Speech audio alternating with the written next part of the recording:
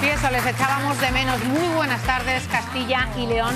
Después de este movidito fin de semana, sobre todo del día del domingo. Vamos a ver imágenes de esa manifestación en Colón. Miles de personas se reunían sin complejos por la unidad de España y para que Pedro Sánchez convoque ya elecciones generales.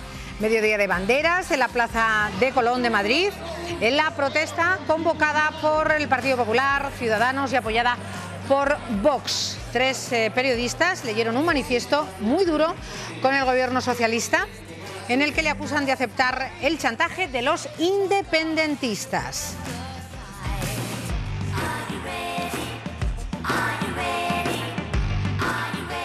Apunten esta fecha. 14 de abril es el día que el presidente del gobierno baraja para convocar elecciones generales. Así lo han filtrado fuentes del Ejecutivo a la agencia EFE, porque aunque Pedro Sánchez sí se ha manifestado este lunes, lo ha hecho solo en Twitter y para dejar mensajes como este, donde habla de la coincidencia entre las derechas y los independentistas catalanes en el no a sus presupuestos.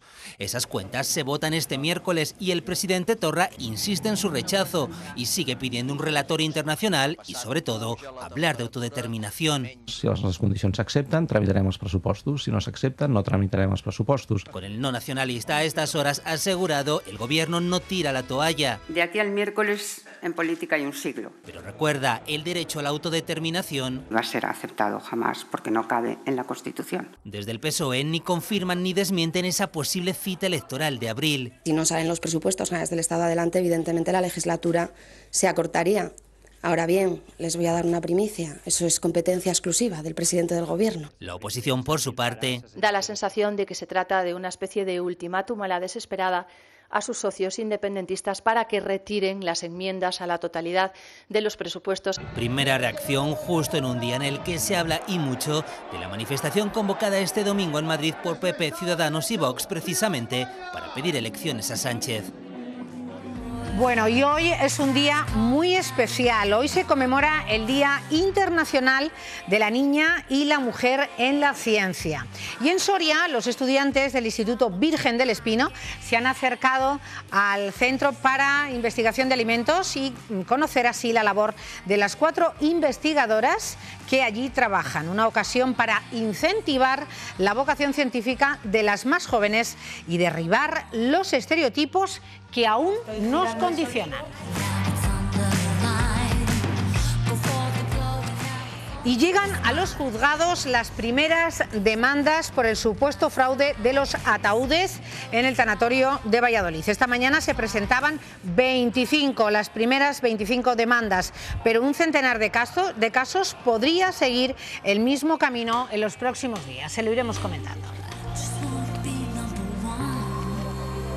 Y él, nuestro buen amigo Harry, ese perro mestizo, que como siempre son perros que buscan cariño y que dan mucho más, busca hogar. Hablaremos en nuestro tiempo de mascotas de Harry e intentaremos encontrarle ese estupendo hogar en Castilla y León. Arrancamos, sumario.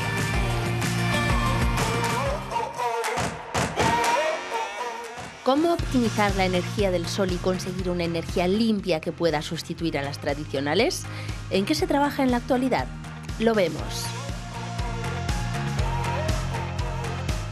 Nos ponemos en forma y realizaremos ejercicios para entrenar la fuerza y la resistencia muscular. ¿Para qué nos sirve en el día a día? Cómo integrar una segunda mascota en casa. Daremos algunas pautas básicas para hacer que la convivencia entre ambos animales sea buena. Le recordarán por su paso hasta puestos finales en el concurso de la canción de Castilla y León. Hoy vuelve a subir a este escenario para presentarnos su primer single, To Say Goodbye. En el Día de la Mujer en la Ciencia, lo que intentaremos es mostrar referentes en los que puedan tener o mirarse al espejo las niñas de nuestro país, de nuestra comunidad. Un espejo para poder despertar la vocación de futuras científicas. Esta científica ha cambiado por un día el laboratorio de genética molecular del cáncer hereditario por el aula de primaria. Vosotros solo sabéis el código y buscáis cambios dentro de ese código. Fijaros en esta qué chulada, ¿eh? No puede ocultar su pasión por la ciencia. ¿Tú de pequeña ya sabías que querías trabajar en esto? Yo cuando estudiaba biología también todo el mundo decía que al final para qué sirve esto de la biología si no es para dar clases de ciencias naturales. Muchos desconocen los nombres y apellidos de las mujeres científicas. El Día de la Mujer y la Niña en la Ciencia les pone en contacto. Si yo lo giro, estoy girando el sonido. Para despertar la vocación y no dejar escapar el talento. La verdadera batalla del futuro no será por la inversión, será por el talento. Y España se puede convertir en un faro de atracción internacional del talento de las mujeres. Y en eso estamos trabajando. Para que las mujeres sean más en las aulas de las carreras científico-técnicas, ahora solo son el 25% de los estudiantes de esos grados. No nos conformamos con ese 25%, buscamos que conozcan y crear vocaciones en las niñas y en las mujeres en el mundo de la ciencia. Tenemos al otro lado del hilo telefónico a la directora del Museo de la Ciencia, a la señora Inés Rodríguez Hidalgo. Muy buenas tardes. Hola, buenas tardes. Bueno, pues hay que participar y hay que mostrar esos referentes, tanto los de siglos atrás como los actuales, para que ese 25% aumente, señora Hidalgo, de forma clara. Por supuesto, claro que sí, desde luego es una responsabilidad de los museos de la ciencia, que estamos un poco como puentes que conectan la investigación, los resultados de la investigación científica y técnica y también los conocimientos y los conceptos ya consolidados más antiguos con la sociedad. No podemos ser ajenos precisamente a esto, al fomento de las vocaciones científicas en toda la juventud y en particular en las niñas, por supuesto. ¿Por qué cree usted que hemos llegado a esas cifras? ¿Hay menos confianza en las niñas, en las jóvenes, de cara a carreras científicas? Yo creo que esa es una pregunta más para psicólogos o sociólogos que conocen a fondo las estadísticas, pero yo también las leo y me doy cuenta de que desde muy temprana edad las niñas pues parece que se manifiestan como menos capaces, creen que son menos capaces de dedicarse a la ciencia o a la tecnología que sus compañeros varones.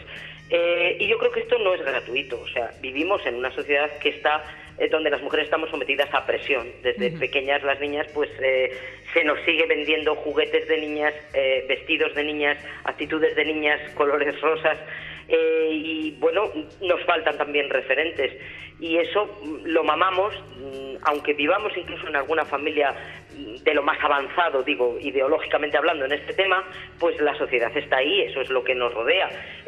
Incluso aunque el porcentaje de estudiantes femeninas en muchas carreras de ciencias y de tecnología pueda ser superior a ese 25%, o incluso en los laboratorios haya una gran cantidad de mujeres, el hecho es que existe eso que se llama el techo de cristal, según el cual al llegar a ciertos puestos de mucho prestigio y de mucha responsabilidad, pues las mujeres ahí faltan y hay muchos más varones. Y todo esto, pues las niñas lo viven también y yo creo que eso contribuye a minar su autoconfianza. Y en realidad yo les diría a todas ellas que no somos incapaces, nuestros cerebros son iguales, o por lo menos no hay nada que demuestre que no podemos hacer lo mismo que cualquier varón y que se dejen llevar por su auténtica vocación, que persigan su sueño y que pueden ser lo que ellas quieran, por supuesto. Bonito mensaje, la directora del Museo de la Ciencia. Hoy era un día más que oportuno, señora Hidalgo, para que entrara y nos diera su opinión al respecto. Feliz Día Internacional de la Mujer y de la Ciencia. Enhorabuena, gracias. Muchas gracias. Hasta luego. Un abrazo, hasta luego. Bueno, está con nosotros una científica que desde luego no pensó para nada que las humanidades o las letras, otro tipo de carreras, serían mejor por ser chica, por ser mujer, por la que optó. Ella es doña María Teresa Alonso, ella es bióloga, es científica en ciencias biosanitarias, bienvenida, catedrática de la Facultad de Medicina de Valladolid, de Bioquímica y Biología Molecular. Y aquí está, y demostrando su valía y entiendo que también cimentando y siendo referente de muchas mujeres para que opten por el mundo científico. Bueno, pues ese es el plan y eso es lo que tenemos que hacer, divulgar la ciencia, no solamente estar en nuestros laboratorios y trabajar para publicar más o para tener proyectos de investigación, sino también tenemos bueno, que participar en el debate público y contribuir pues a dar una imagen de que la ciencia es para todos, para ¿no? todos y para las niñas, claro, por supuesto también. Es que parece que nos ponemos más obstáculos. Tendría que ser más vocacional o más que te inclinaras por no sé si por valía o por gusto, simplemente, por placer, pero parece que nos autocensuramos y decimos, no, es que hasta en los dibujos animados aparece siempre el niño científico y la niña. Exactamente. Sí, hay muchos estereotipos desde muy pequeños. Me estoy acordando ahora que en Alemania han hecho una campaña bastante incisiva con carteles muy grandes en las calles, se puede ver, donde hay niñas pues con cascos de ingeniero dirigiendo una obra o de minas, etcétera, o sea, para que la opinión pública se mentalice un poco más. O sea que, pero vamos, los estereotipos comienzan muy temprano, en la escuela. Yo veía informes, señora Alonso, donde hablan de que hasta los 5 o 6 años, bueno, más o menos todos se sienten iguales, pero que ya desde esos 6 o 7 años se ven diferentes, se sienten diferentes las niñas con respecto a los niños. Hombre, somos diferentes, ¿no? O sea, quiero decir que sí, tenemos, pero para mal.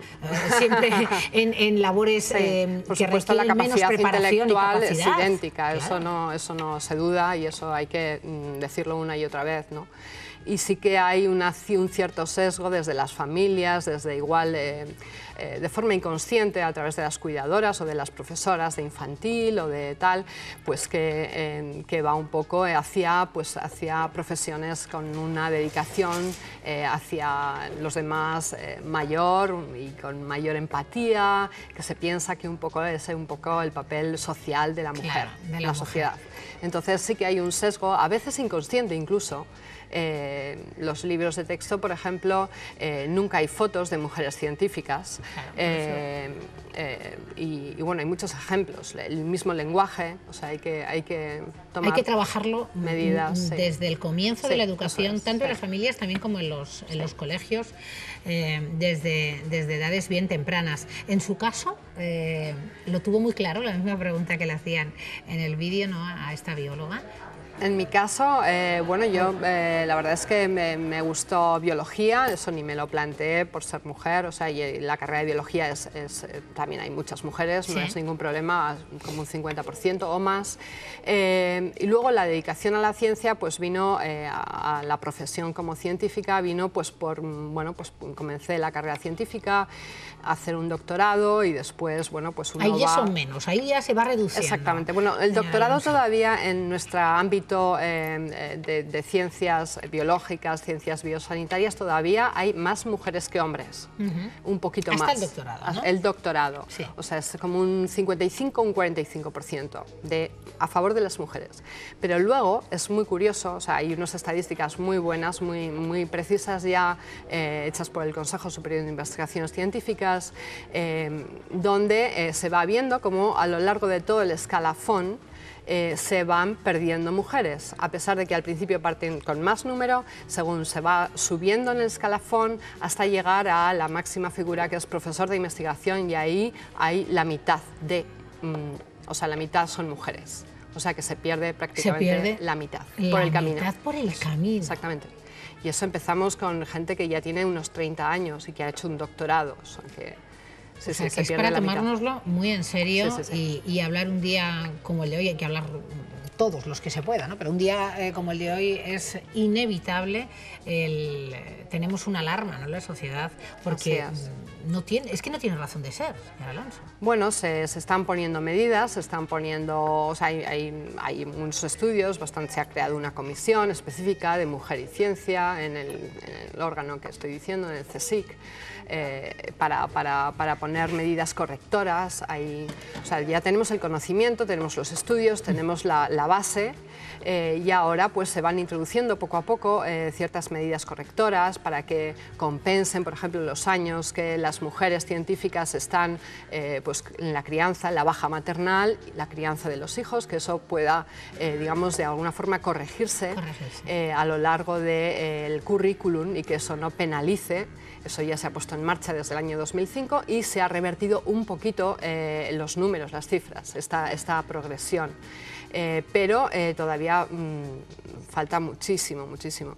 Porque bueno, el techo de cristal también es verdad, o sea, no solamente eso, estoy totalmente de acuerdo. Eso en todas las carreras, en todas las carreras, porque bueno, pues la mujer pues también tiene una psique un poco diferente y el papel que nos han vendido y que predomina es el masculino, ¿no? Sí, así es, así es. Bueno, nos parecía de verdad que importantísimo el tener a una científica hoy en el Día Internacional de la niña, de la joven, de la mujer y de la ciencia. Hay grandes ejemplos y grandes mujeres por supuesto, con un talentazo increíble que lo han demostrado, que lo siguen demostrando. Así es. Y además muy valientes y que siguen fielmente su vocación y están ahí, ¿no? Sí. Y siendo referentes para los más jóvenes. Por supuesto, hay mujeres, siempre se cita el caso de Levi Montalcini, la premio Nobel, que descubrió los factores neurotróficos, unas moléculas muy importantes para la supervivencia de las neuronas, y esta mujer, murió con 100 y pico años y hasta el final estaba yendo todos los días al laboratorio, y eso que sufrió la Segunda Guerra Mundial y sufrió unas penalidades increíbles, pero es un ejemplo a seguir, sin duda. Lo que decía también la señora Galo, que hay que promover esos referentes, tanto anteriores como los que tenemos hoy en día, para que las mujeres lo vean posible, simplemente que es posible si ellas así lo quieren. Ese es el mensaje desde la más tierna infancia. Muchísimas gracias por su ejemplo, señor Alonso. Y vamos a nuestro tiempo de Queremos Saber. Vamos a cuidar y a aprender a cuidar mejor nuestro planeta. Allí vamos.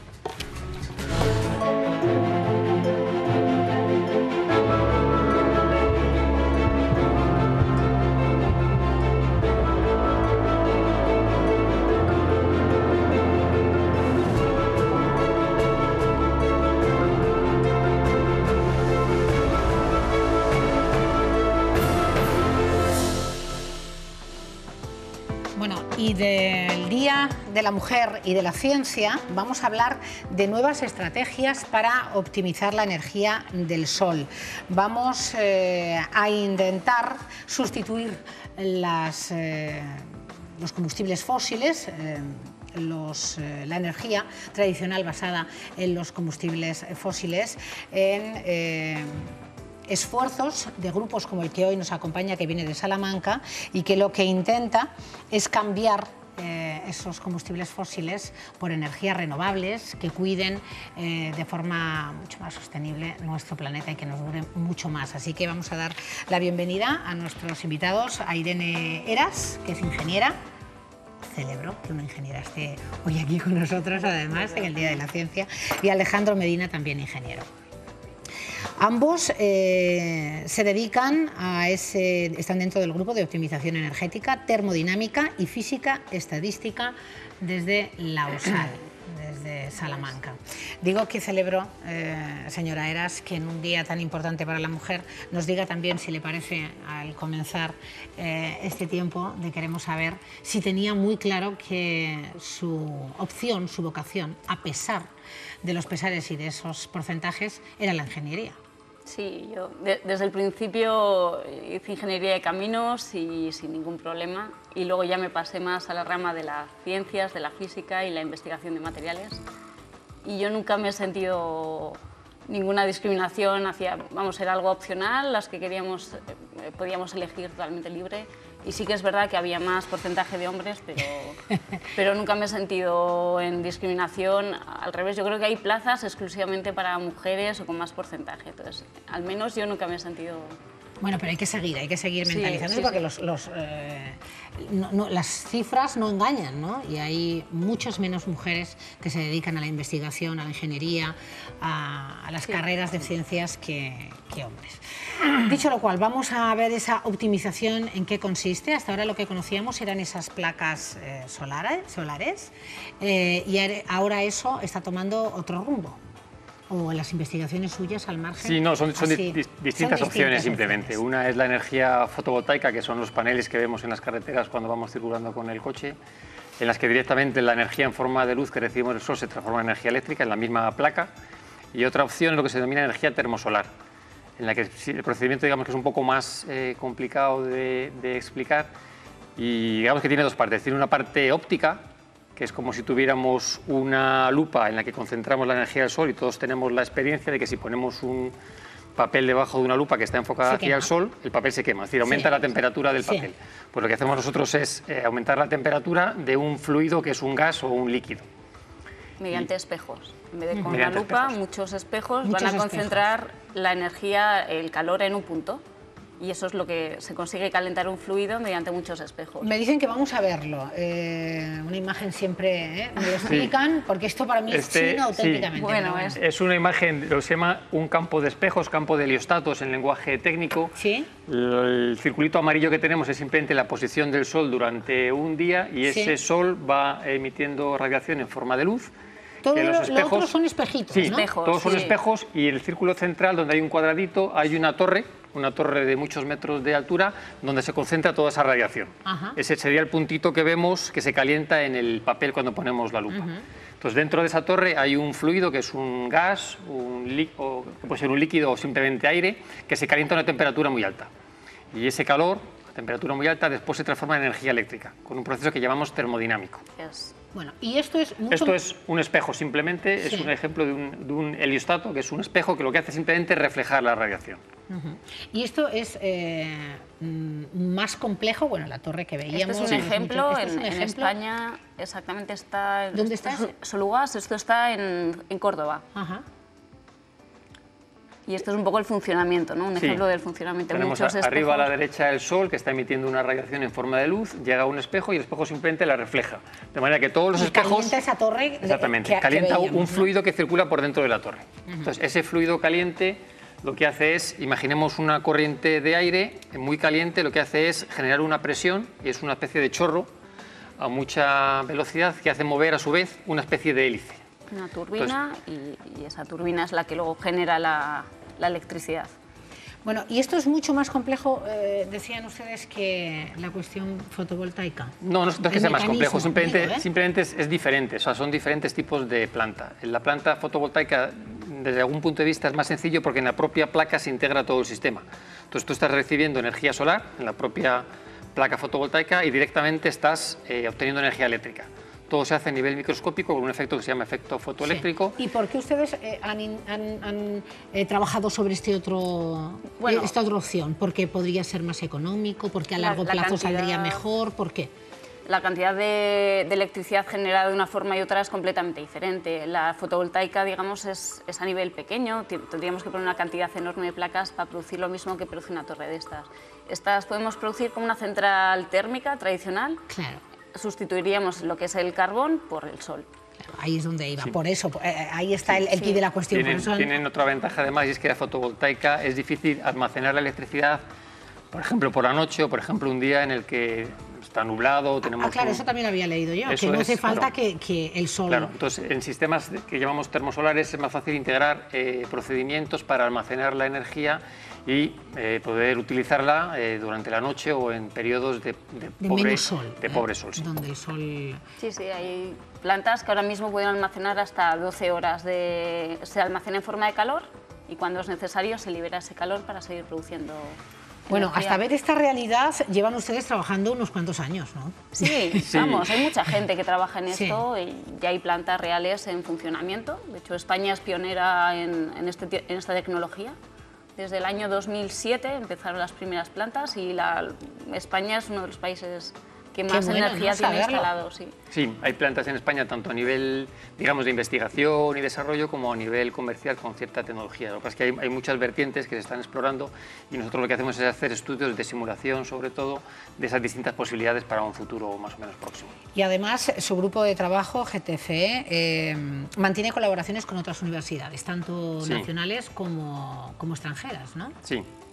Sí, digamos, de hecho somos un grupo de la Universidad de Salamanca con 6 o 7 personas fijas aproximadamente, profesores de la universidad, pero luego siempre hay estudiantes extranjeros, doctorandos, que van y vienen, hacen estancias o están y colaboran en ciertas líneas de investigación y digamos que de esa conjunción de ideas y de líneas de trabajo pues intentamos... O sea, que en la Tierra sigue habiendo talento y sigue habiendo grandes investigadores que en este caso además lo hacen para el bien de todos y de esa sostenibilidad del planeta y tenerle... bueno, ¿esto cuándo se va a poner? Quiero decir, esta es una pregunta, no sé en qué fase de esa investigación están, que ahora quiero que me lo cuenten, pero todas estas investigaciones que además el gobierno autonómico y europeo da fondos y trabaja, será con un objetivo, aparte de que ustedes encuentren esta maravilla sostenible, será para ponerlo en marcha. Sí. No es que yo sea mala, pero de hecho ya hay plantas en España, en el sur de España, en Andalucía, en el sur de Extremadura, hay plantas a nivel comercial, quiere decir que de alguna manera la energía se produce a un precio no demasiado caro. El problema es distinguir entre lo que es investigación teórica de lo que se puede hacer y otra cosa es que las empresas sean capaces de invertir y vean una rentabilidad en hacer una inversión de ese tipo. Entonces la idea siempre es utilizar la palabra optimizar, mejorar la eficiencia para que en un futuro próximo esas plantas sean rentables. Entonces ahí hace falta un trabajo, digamos, de investigación detrás para sugerir caminos para las próximas generaciones de este tipo de instalaciones. O sea, que es que hablamos de próximas generaciones, porque todo esto acarrea, aparte de que todavía no está del todo, ¿no? O sea, tienen que seguir investigando. Sí, bueno, hay nuevas líneas. Hay nuevas líneas, hay líneas que están funcionando ya y hay siempre ideas para intentar mejorar. Digamos, las dos cosas a la vez. Pero esto no es para mañana. No, sobre todo la parte más complicada, para que nos entendamos, es el receptor. Es donde se concentra todo ese calor, entonces alcanzan temperaturas muy altas, pueden alcanzar hasta 800 grados. Entonces la investigación muchas veces se enfoca en buscar esos materiales nuevos que aguanten las temperaturas y cómo hacer todo eso que se mantenga con muchos ciclos de sol-sombra. Pero esto lo veremos o lo verán las futuras generaciones, o sea, ese es el objetivo. Esperemos que sí, no. De hecho ya hay plantas funcionando, hay plantas, digamos, pequeñas que llevan plantas prototipo que están funcionando. Y para las casas también, ¿no? Para las casas, más que para una casa individual, por ejemplo, para un edificio de pisos en los que se pueda construir unos sistemas que llamamos parábolas, este tipo de sistemas. Este podría producir... Que son sistemas pequeños que pueden alimentar de electricidad, digamos, a unos cuantas viviendas, una cosa así. Es decir, que todavía para familiares y sales, todavía no, estas casas que pueden estar pensando, pues mira, esto... Bueno, no está comercial, pero sí que se podría hacer. Sí, totalmente, esa es la... Es lo que se denomina autoconsumo, que es una cosa que el gobierno hoy en día... Y estas torres, por ejemplo, generan ya muchísimo más cantidad. Claro, sí, ya solo el tamaño. Esto es... O sea, son distintos sistemas a distintas dimensiones y con distintas utilidades. Hay sistemas para generar, igual que una central hidroeléctrica, digamos, muchos se llaman megavatios, para verterlos a la red y que luego la red eléctrica los distribuya y podamos utilizarlos. Y otra cosa distinta es que tú en tu vivienda, en tu barrio, en tu finca, puedas producir electricidad para autoconsumo. Pero esto es el futuro, no vamos a decir a corto plazo, pero a medio plazo sí es el futuro.